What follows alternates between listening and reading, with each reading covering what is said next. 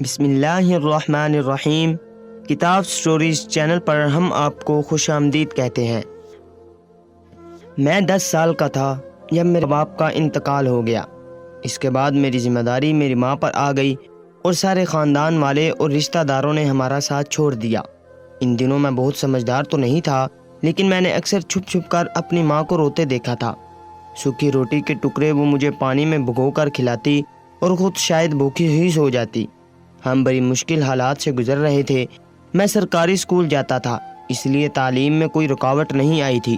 اماں نے کچھ گھروں میں کام کاج شروع کیا تھا تاکہ گھر کا گزر بسر ہو سکے، لیکن پھر ایک دن میں نے دیکھا کہ اماں کام سے لوٹی تو اپنے کمرے میں بند ہو کر زاروں قطار رونے لگی۔ میں گھبرا کر اماں کے پاس گیا تو اماں نے مجھے سینے سے لگایا اور بنا کچھ کہے روتی چلی گئی۔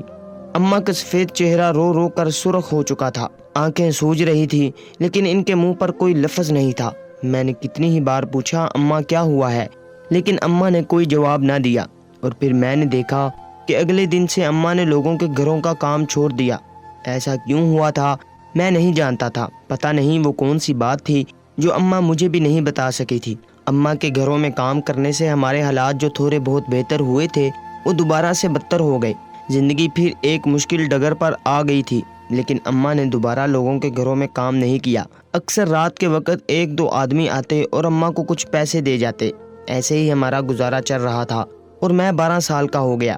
وہ آدمی کون تھے اور کیوں ہماری مدد کرتے تھے، میں اس بات سے بھی بے خبر تھا۔ پھر ایک دن جب میں اسکول سے آیا تو میں نے دیکھا کہ ہمارے گھر پر ایک سوٹ بوٹ پہنا آدمی بیٹھا ہوا ہے۔ باہر بڑی سی سیاہ رنگ کی گاڑی بھی کھڑی تھی۔ میں تو گاڑی دیکھ کر ہی حیران تھا۔ اب اس آدمی کا حلیہ دیکھ کر مزید میری آنکھیں کھل گئی تھی۔ وہ اماں کے ساتھ بیٹھا تھا۔ جتنی دیر میں یونیفارم تبدیل کر کے وہاں پہنچا تو وہ آدمی جا چکا تھا۔ میں نے اماں سے حیرت سے پوچھا یہ کون تھا اور یہاں کیوں آیا تھا؟ اماں نے مجھے سینے سے لگایا اور کہنے لگی بیٹا کب تک ہم حالات سے ایسے ہی لڑتے رہیں گے؟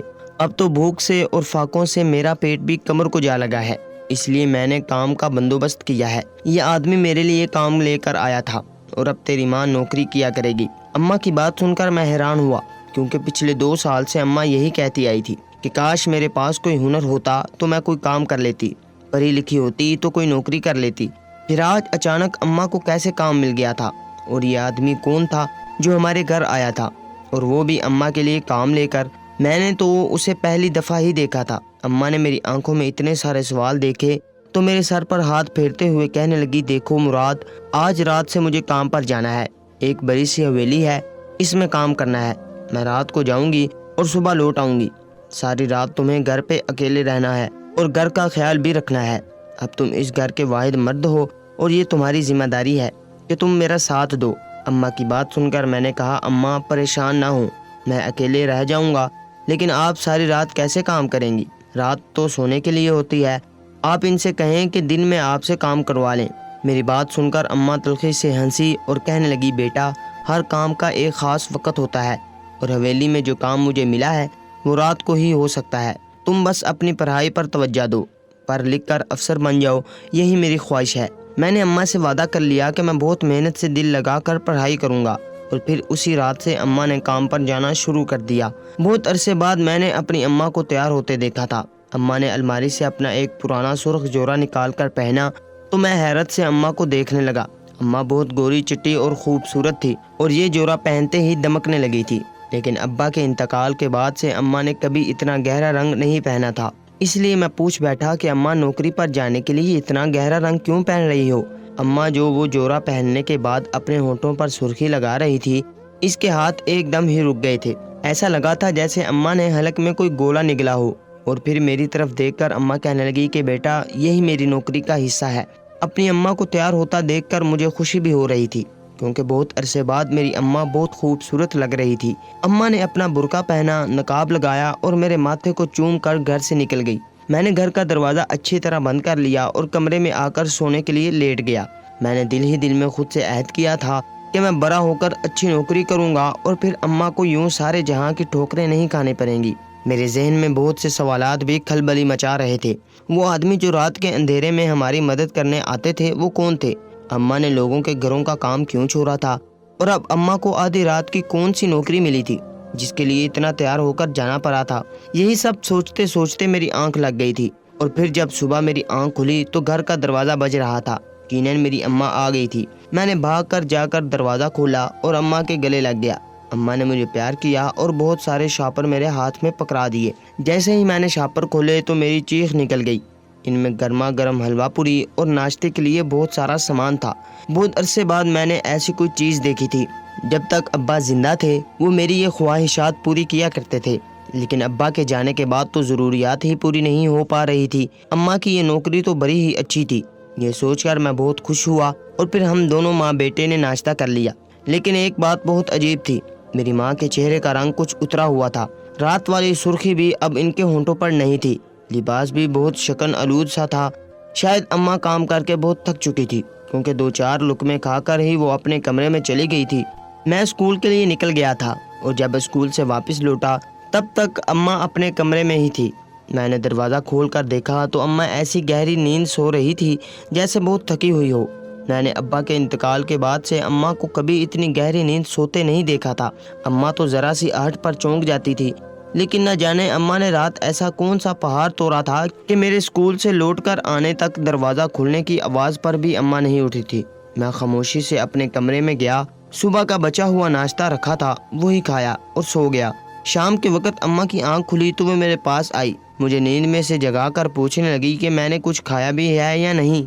میں نے ہنس کر کہا، اماں تم تو کام کر کے اتنا تھک گئی کہ تمہیں یہی نہیں پتا چلا کہ میں کب اسکول سے آیا ہوں۔ اماں نے مجھ سے نظریں چرا لی، جیسے اپنے کام کے نام پر کچھ چھپا رہی ہوں۔ رات ہوئی تو اماں نے پھر ایک گہرے رنگ کا جوڑا پہنا، ویسے ہی تیار ہوئی۔ اب کی بار اماں نے کچھ خوشبو بھی لگائی تھی، پرانی ایک خوشبو کی شیشی پڑی ہوئی تھی، جیسے تیسے اماں نے اسی سے ہی خود کو خوشبودار کیا تھا۔ میں بس خاموشی سے چارپائی پر بیٹھا اماں کو تیار ہوتے دیکھ رہا تھا۔ پتہ نہیں ایسا کون سا کام تھا جس کے لیے اتنا سجنا پڑتا تھا۔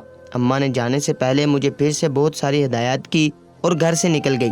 یہ رات بھی ایسے ہی گزر گئی تھی، اور پھر صبح اماں بہت سارا ناشتہ لیے لوٹی تھی۔ روز روز اتنے پیسے کہاں سے آ رہے تھے؟ ابھی تو اماں کی نوکری کو شروع ہو کر 2 دن ہی ہوئے تھے، لیکن میں بہت چھوٹا تھا، اماں سے یہ سوال پوچھ نہ سکا۔ البتہ اس بات کا سکون ہو گیا تھا مجھے کہ اب ہم خالی پیٹ نہیں رہیں گے۔ رفتہ رفتہ ہمارے حالات بدلنے لگے۔ اب تو اماں مجھے خرچے کے لیے پیسے بھی دیتی تھی، گھر میں کھانے پینے کی کوئی کمی نہیں تھی۔ اماں نے بہت سارے زرق برق نئے کپڑے بھی بنا لیے تھے، اور میری تعلیم بھی اب سرکاری اسکول سے ختم کروا کر ایک بہت بڑے پرائیویٹ اسکول میں کروا دی تھی۔ اماں ساری رات گھر سے باہر رہتی ہے، اور جب صبح لوٹتی تو پھر سارا دن سو کر گزار دیتی۔ میرے اور اماں کے درمیان بہت کم ہی بات چیت ہونے لگی تھی۔ میں بڑے اسکول میں گیا تو بڑے لوگوں کے بچوں سے میری دوستیاں ہو گئی، وہ سب رئیس زادے تھے، ان کی زندگی کے رنگ ڈھنگ ہی الگ تھے۔ آہستہ آہستہ میں بھی انہی رنگوں میں رنگنے لگا تھا۔ زیادہ تر لڑکے اسکول سے نکل کر سگریٹ نوشی کرتے تھے، اور جب میری دوستی ان سے ہوئی تو ان لوگوں نے مجھے بھی سگریٹ کی عادت لگا دی۔ پیسوں کی کمی تو اب میرے پاس بھی نہیں تھی، اس لیے میں بھی سکون سے سگریٹ خرید کر ان کے ساتھ سگریٹ پیتا، بہت ساری موویز دیکھتا، اور پھر آہستہ آہستہ ہم لوگ فیش موویز دیکھنے لگے۔ اماں رات کو کام کے لیے چلی جاتی تو میں دوستوں کو اپنے گھر بلا لیتا، سب ہمارے ہی گھر آ کر وہ موویز دیکھتے، اور اماں کے آنے سے پہلے میں انہیں جانے کو بھی کہہ دیتا۔ تقریباً ہر طرح کے غلط کاموں میں ملوث ہو چکا تھا، کبھی کبھی تو نشہ بھی کرنے لگا تھا، بس اتنی احتیاط کرتا کہ اماں کو میری ان سرگرمیوں کا پتہ نہ چلے۔ لیکن ماں تو ماں ہوتی ہے، اسے اولاد کے بارے میں خود بخود ہی اندازہ ہو جاتا ہے۔ ایک صبح میری اماں گھر آئی، میں کمرے میں ہی تھا۔ ماں ناشتہ رکھ کر میرے پاس آئی، اور پھر ایک دم ہی ان کے چہرے کا رنگ بدل گیا۔ وہ مجھ سے پوچھنے لگی، تم ساری رات کیا کرتے ہو؟ میں گھبرا گیا اور جھوٹ کہہ دیا کہ اماں میں تو سوتا ہوں۔ انہوں نے اداسی سے مجھے دیکھا اور کہنے لگی، جھوٹ مت کہا کرو مراد، مجھے لگتا ہے تم میرے پیچھے کچھ غلط کام کرتے ہو۔ اماں کی بات سن کر میں ڈر گیا تھا کہ کہیں انہیں میرا سچ نہ پتہ چل جائے، اس لیے میں نے انہیں چپ کروانے کے لیے غصے کا سہارا لیا اور چیخ کر کہا، اماں تم ساری رات خود تو گھر پر رہتی نہیں ہو اور مجھ پر الزام لگا رہی ہو۔ میں کیا غلط کروں گا؟ اکیلا ساری رات گھر پر پڑا رہتا ہوں، صبح اسکول جاتا ہوں اور سارا دن پڑھائی کرتا ہوں، تم سارا دن سو کر گزار دیتی ہو، تمہارے پاس میرے لیے وقت کہاں ہے؟ میری اتنی ساری شکایتیں کرنے پر اماں نے اپنے ہونٹ سی لیے اور خاموشی سے کمرے سے نکل گئی۔ میری جان میں جان آ گئی تھی، مجھے یقین تھا اب اماں دوبارہ کبھی کوئی سوال نہیں کریں گی، اور ایسا ہی ہوا تھا۔ اماں بالکل خاموش ہو گئی تھی۔ میں نے بھی اس بات سے بھرپور فائدہ اٹھایا اور اپنی سرگرمیوں میں مزید آگے بڑھ گیا۔ اب تو میں کبھی کبھی شراب کی بوتل اٹھا کر بھی گھر لے آتا اور دوستوں کے ساتھ لڑکیوں کی محفلوں میں بھی جاتا۔ میں 16 سال کا ہونے والا تھا اور 10ویں جماعت میں تھا جب ایک دن میرے ایک دوست نے کہا کہ یار کب تک ہم ایسے ہی موویز دیکھ کر دل بہلاتے رہیں گے، کیوں نہ آج ہم کسی ایسی جگہ چلیں جہاں یہ سب کچھ ہمیں اصلیت میں مل جائے۔ فہد کی بات مجھے سمجھ نہیں آئی اور میں نے حیرت سے پوچھا یہ کیسے ممکن ہے؟ وہ زور سے ہنسا اور کہنے لگا، ارے کیا تجھے معلوم نہیں، امیر مرد اپنی عورتوں سے زیادہ دوسرے کی عورت سے دل بہلاتے ہیں۔ میرا باپ میری ماں کو بالکل پسند نہیں کرتا اور آئے روز ایسی جگہوں پر جاتا ہے جہاں اسے دوسری عورتیں مل جاتی ہیں۔ میرے ڈرائیور کو ایسی جگہیں بہت اچھی طرح معلوم ہے، میں اس سے کہتا ہوں وہ ہمیں لے جائے گا۔ یہ سن کر پہلے تو میں کچھ خوفزدہ ہو گیا کیونکہ میں آج تک کسی ایسی جگہ نہیں گیا تھا اور یہ سوچ کر پریشان ہو رہا تھا کہ بھلا میں کیسے کسی عورت کے ساتھ وقت گزار سکتا ہوں۔ لیکن پھر میرا دوست کہنے لگا کہ تیری ماں کون سا رات کو گھر ہوتی ہے، اسے پتہ نہیں چلے گا اور بس ایک رات کی تو بات ہے۔ دوستوں نے مجھے راضی کروایا، ایسی ویڈیوز دکھائیں کہ میں خود بخود وہاں جانے کے لیے تیار ہو گیا اور پھر اسی دوست کے ڈرائیور نے ہمیں اس منڈی میں پہنچا دیا جہاں عورتوں کی خرید و فروخت کا کام ہوتا تھا۔ وہاں بڑی بڑی سی حویلیاں تھیں جو رات آدھی تک کو بھی خوب روشن تھی۔ میں اور میرے دوست ایک حویلی میں گئے، وہاں ایک بڑی عمر کی عورت بیٹھی تھی، اس کا حلیہ بہت ہی عجیب اور نازیبا سا تھا۔ ہم جوان لڑکوں کو دیکھ کر وہ بہت خوش ہوئی اور کہنے لگی کہ بہت کم داموں میں تمہیں بہت خوبصورت عورتیں مل جائیں گی، لیکن میرے کوٹھے کے سوا کہیں اور نہ جانا۔ میرے دوستوں نے اس سے وعدہ کر لیا کہ ہم ہمیشہ اسی کے کوٹھے پر آئیں گے۔ اس نے ہم سارے دوستوں کو الگ الگ کمرے میں بھیج دیا۔ مجھے خوف تو بہت آ رہا تھا کیونکہ میں آج تک کسی ایسی جگہ نہیں آیا تھا، لیکن یہاں آنے سے پہلے میرے دوستوں نے مجھے شراب پلا دی تھی جو آہستہ آہستہ میرے حواسوں پر سوار ہو رہی تھی۔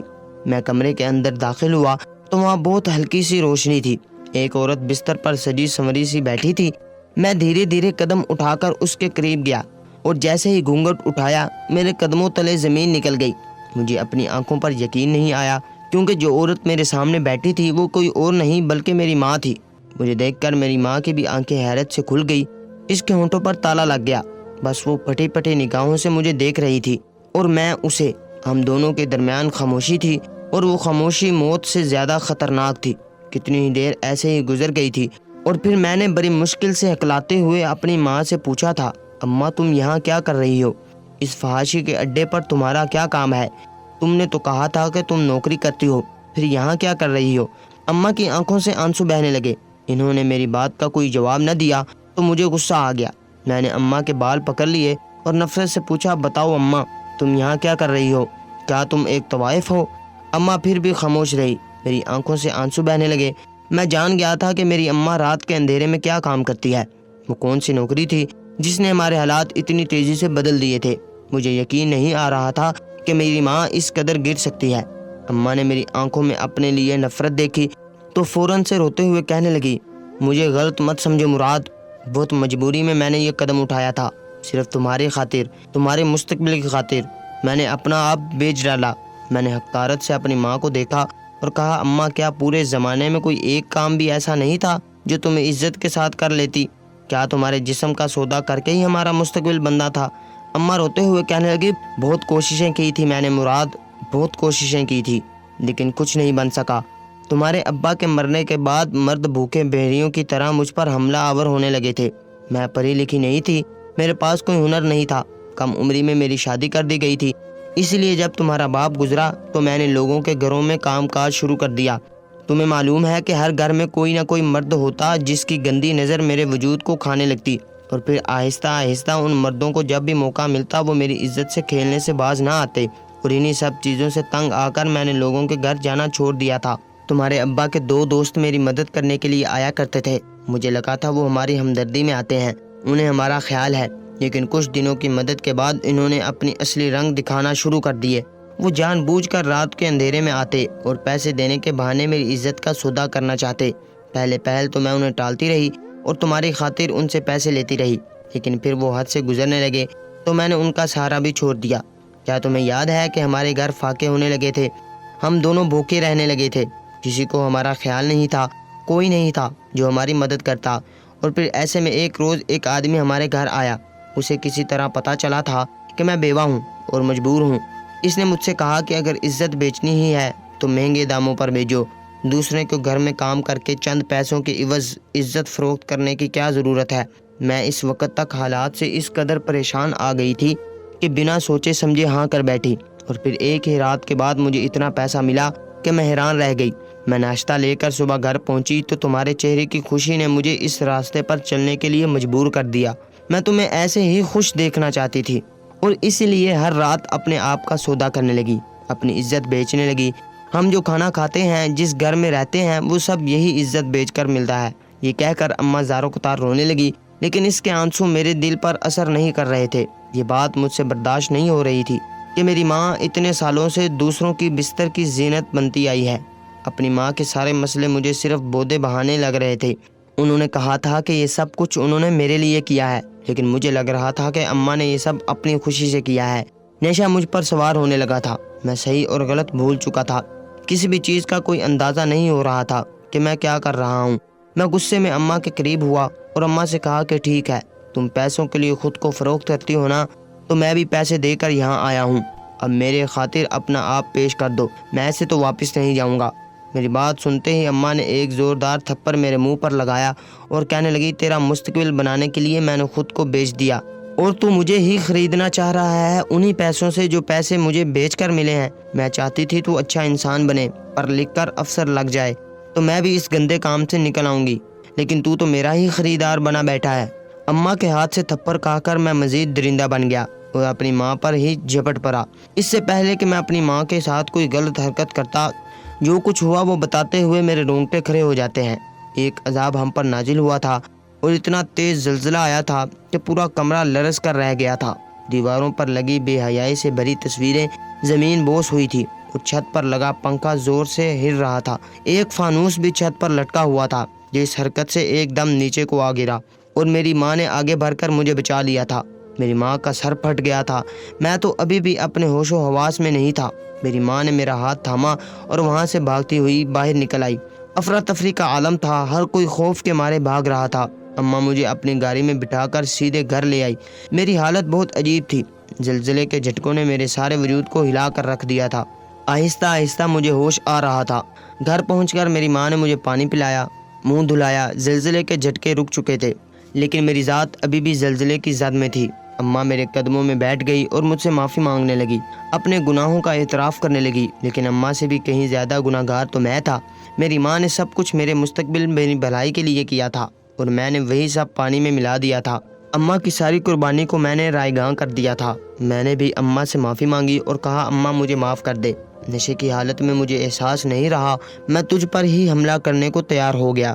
کیسے میں نے تیری ہی عزت کو روندنے کا سوچ لیا، مجھے معاف کر دے۔ اماں نے میرے جڑے ہوئے ہاتھ پکڑ لیے اور کہنے لگی، میں نے تجھے حرام کا نوالا کھلایا تھا، پھر میں کیسے سوچ سکتی تھی کہ تو حلال راستے پر چلے گا؟ تیرے پیٹ میں ہر نوالا حرام کا گیا تھا، اس لیے تو غلط صحبتوں میں پڑ گیا، غلط راستے پر چل نکلا اور اپنی ماں کی گریبان پر ہاتھ ڈالنے سے بھی باز نہ آیا۔ مجھے معاف کر دے، میں آج کے بعد کوئی غلط کام نہیں کروں گی، کبھی تجھے حرام کا نوالا نہیں کھلاؤں گی، ہم دونوں خوب محنت کریں گے۔ میں نے بھی اماں سے وعدہ کر لیا تھا کہ اب میں کبھی اماں کو نہیں تنگ کروں گا، کوئی فرمائش نہیں کروں گا۔ میں 16 سال کا جوان لڑکا ہو چکا تھا، اب میں محنت مزدوری کرنے کے قابل تھا۔ جو گزر گیا تھا ہم دونوں اسے بھولنے کو راضی تھے، بس اب ہم نے اپنے رب سے معافی مانگ لی تھی تاکہ ہمارے ماضی سے سارے گناہ دھل جائیں۔ میں بس آپ لوگوں سے یہی گزارش کرنا چاہتا ہوں کہ اپنی اولاد کو کبھی حرام کا نوالا نہ کھلائیں، کیونکہ حرام کھانے والی اولاد کبھی حلال کام نہیں کر سکتی، اور اس معاشرے میں موجود بیوہ عورتوں کو جینے کا حق دیں، انہیں اس قدر پریشان نہ کریں کہ وہ خود جسم فروشی کے اڈوں پر پہنچ جائیں اور اس کا گناہ آپ لوگوں کی گردنوں پر آئے۔ یہ معاشرہ ہم انسانوں سے بنا ہے اور ہمیں خود اس معاشرے کو انسانوں کے لیے بہتر بنانا ہوگا۔